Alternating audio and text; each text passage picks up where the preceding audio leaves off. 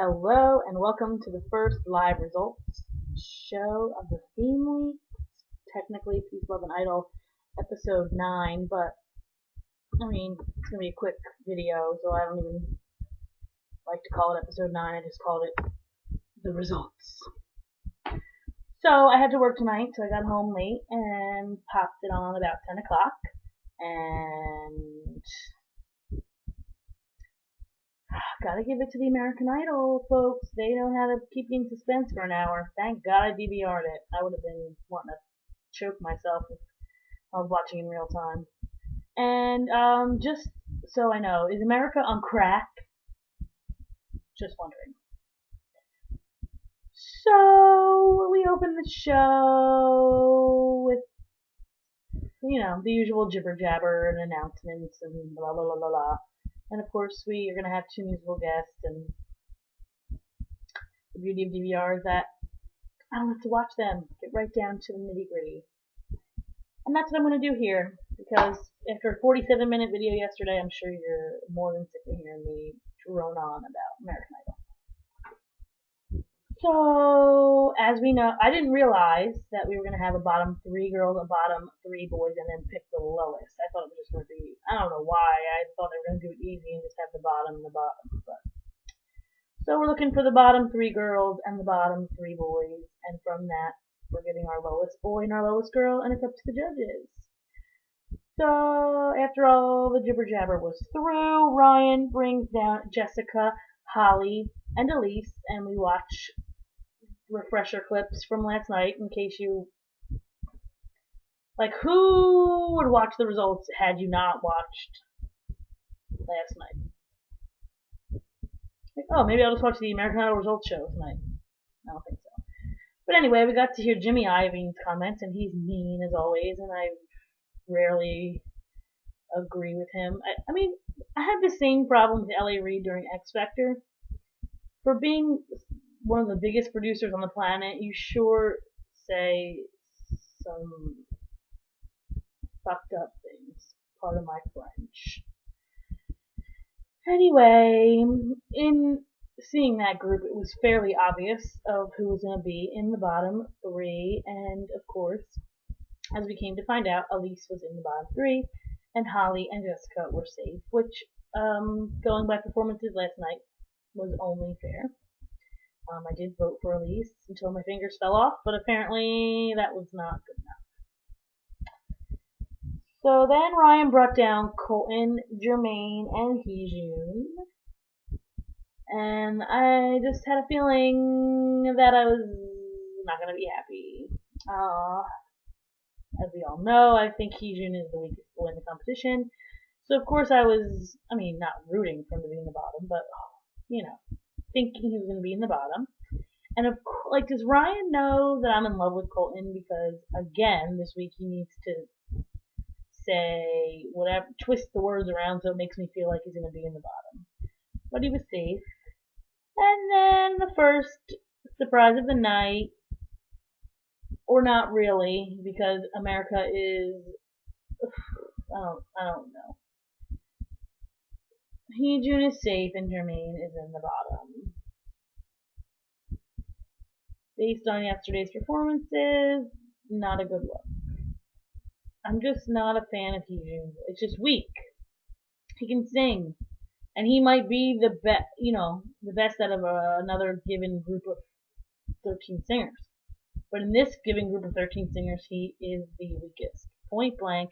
I agree with Jimmy. He did nothing. Stevie Wonder is not a good genre, and I'm just, I could probably go through every season and pick out the person who was nice, that was not that good of a singer, that stayed around. Or in the case of season 1, Nicki McKibben wasn't so much nice. I guess she just had a lot of fans. And that bitch stayed around till the top 3. So he's going to be around. I really hope he's not on the tour, because that means someone who can sing is not going to be on the tour. And it's going to suck for them. So Jermaine's in the bottom, and again Ryan tried to get him during this episode to fight with the judges, and he's just not going to bite, and I think he's classy for that. But I think he did way too well to be in the bottom 3 boys. So then Lauren Elena came on to perform, I believe, after the commercial, and I fast forwarded that bitch. Nothing against her, but it's 10 o'clock at night, and I'm not beat for you. So after she performed and we had another commercial break, they bring down Erica, Shannon, and Skylar. And out of this group of girls, 2 people are in the bottom. So either way, I'm not happy, but I was thinking I'd be much less happy if Erica is in the bottom, but how could that be? She was my number 1 last week, right? Wrong. She's in the bottom 3. America, you see these things right here?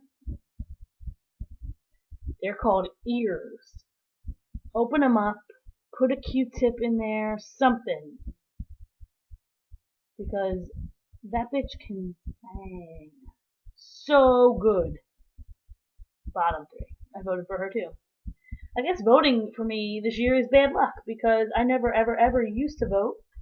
And now I'm voting and people are going in the bottom.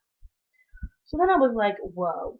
If Skylar is in the bottom and Shannon is safe, I am going to throw something heavy and big through television. But luckily, justice was done, and Shannon was in the bottom, and Skylar was safe. And who are if I was Shannon, I would have been pissed off. They played that terrible keychain that she fucked up in the clip. I'd have been like, I will pay you every dollar I have not to play that clip in the package. Then they bring down the remaining boys, which were Phil, Joshua, DeAndre, and Jeremy. And again, we need 2 out of this group to be in the bottom. Now, judging just based on performance, I would have went with Jeremy and Phil.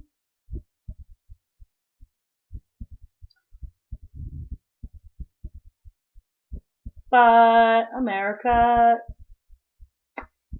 used their crack brains again, and Jeremy was in the bottom, and Joshua. Yeah, that's right. You don't have to rewind. Joshua Ledet in the bottom. At this point, I had to fall onto the floor to become closer to the TV, so that if, in fact, I had to throw something, I would be close and I could reach. I was like, you have got to be kidding me. My happiness for DeAndre was just totally overthrown by who is voting? Do teeny bopper, I should say, girls really rule there's got to be other teeny bopper girl singers in the world who vote for someone other than for what they look like. I don't know. So here's where my BP races up to 300 over 200. Hate the show. I wish I could quit it, but I can't. I'm addicted. Then we have another commercial, and oh no, before we have another commercial, real quick, on the fly slide, Ryan's just oh, Joshua, Erica, you're safe. Thank the Lord. Were they even really in the bottom 3, or did they do that shit for suspense? I'm really starting to think. Because we don't know. Don't show us a receipt for the total up votes. I want a receipt. I want a ticket. I want a printout of the votes. Thank you. So then we have a commercial, and then Mary J performs, and I love Mary J, and she was the bomb yesterday as a mentor, but fast forwarded. Sorry. I'm trying to get to the nitty gritty. Especially now that who knows what's going to happen. So we're left with Jeremy and Jermaine and Shannon and Elise. Now with this group you're thinking, okay, it should be Shannon and Jeremy, and then it's really a toss-up for me. They were equally bad last night, And Jeremy's my second weakest voice in the competition. No joke, I have not been a fan. The entire time, nice enough guy. But I don't think there's any way that JLo's going to persuade the other two judges to be on her side this time around. So this is where Ryan tries to persuade Jermaine to, go against what Jimmy Iovine said, and he doesn't take the bait. So they move right along, and Jermaine is safe, which leaves Jeremy as the bottom male. And then, as if my blood pressure couldn't get any higher, Shannon is safe, and Elise is the worst performer of the girls.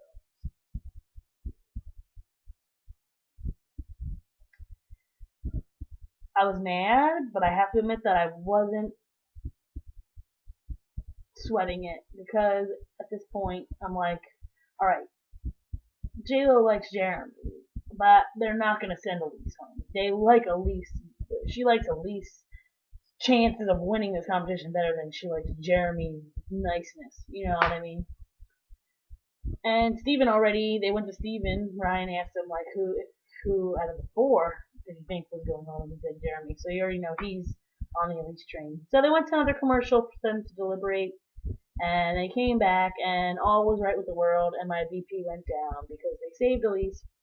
It was unfortunately the end of the road for Jeremy. So they showed a package of his road to top 13, and then said peace, and he didn't sing a final song. I wonder if they will do that. And the other thing I was wondering, which is a total sidebar, I was wondering, they did not say anything about the judges save this year. So I'm thinking that they're not going to have that, going back to old school, like, America fucks up, they fuck up. Sorry, Moria. I think because they got a lot of flack for it last year with Casey, so maybe they're not going to do it, which is fine with me. So there you have it. Jeremy is out, and that's okay with me. I would have rather him stayed around another week, but he probably would have went next week. Once Heejun is gone, it's just going to be anybody's ball game. I don't know. There's really not too many weak voices, but if Shannon keeps up with that terrible singing, she will be finding herself on the first train back to Florida. I think she's from. So, I don't know if they said what the theme was because my DVR cut off for next week. They probably did, but I don't remember hearing it. I was just like recovering from my heart attack. So that's it. What did you think of the results? I wasn't happy with the results episode and the other people in the bottom, but I was not having any hard feelings about Jeremy being gone. So that's it. I will see you next week for top 12. And hope you have a glorious evening. Thanks for watching. Bye.